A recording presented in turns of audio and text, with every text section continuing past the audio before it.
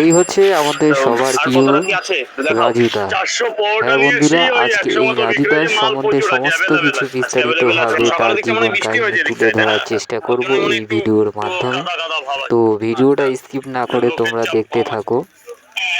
এই হচ্ছে আমাদের সবার প্রিয় রাজুদা, যিনি শিয়ালদা চত্বরে পরোটার বিক্রে বিক্রেতা হিসেবে একজন ফেমাস। তো যার নাম এখন নেট দুনিয়ায় যেমন ফেসবুক ও ইউটিউবের মতো সোশ্যাল মিডিয়ায় যাকে নিয়ে ফুড ব্লগাররা প্রচণ্ড মাতামাতি করছে, সেই রাজুদার সম্বন্ধেই আজকে আমরা কিছু আলোচনা করব। তো রাজুদা যিনি পরোটা বিক্রি করে শিয়ালদা মার্কেটে, তো এই রাজুদা কিন্তু আসল বাড়ি হচ্ছে বনগাঁয়, যিনি বনগাঁ থেকে পরোটা নিয়ে গিয়ে কিন্তু শিয়ালদায় কিন্তু পরোটা বিক্রি করে। হ্যাঁ বন্ধুরা, তোমরা হয়তো কেউ জানো না যে রাজুদার বাড়িটা হচ্ছে বনগাঁ। বনগাঁ থেকে তিনি পরোটা বানিয়ে নিয়ে গিয়ে কিন্তু শিয়ালদায় ভোর 6টার সময় কিন্তু দোকানে বসে। আর এই দোকানটি হচ্ছে আগের পুরনো দোকান। যে এই দোকানের মালিক, তিনি কিন্তু রাজুদাকে বসার জন্য সামনে একটুখানি জায়গা দিয়েছিল, যে ছোট্ট জায়গাটায় রাজুদা বসে পরোটা বিক্রি করে।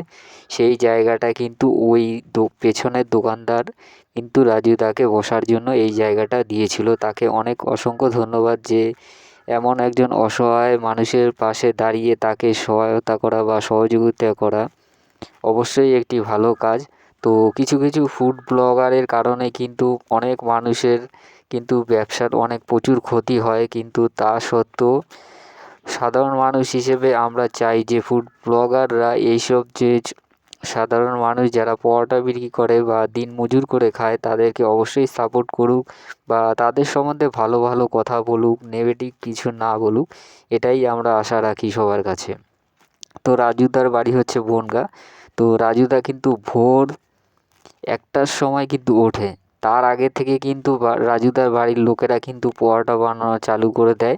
রাজুদা একটু লেট করে উঠে কিন্তু পরোটা বানাতে যায় বা সেখানে যায় বা পরোটা তৈরি করে বা তরকারি তৈরি করে, কিন্তু ভোর 3:40-এর ট্রেন কিন্তু রাজুদা বনগাঁ থেকে ধরে শিয়ালদা যাওয়ার জন্য।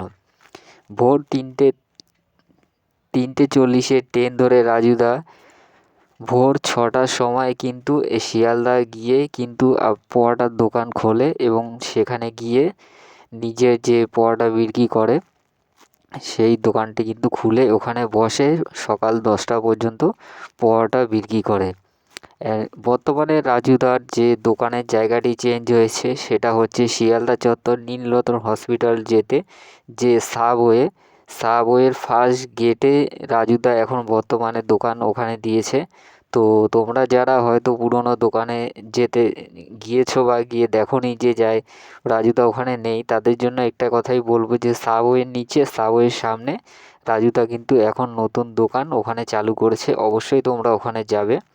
আর রাজুদার পরোটা কিন্তু সত্যিই খুব ভালো, অসাধারণ খেতে। ভিডিওটি ভালো লাগলে অবশ্যই শেয়ার করো, লাইক করো, কমেন্ট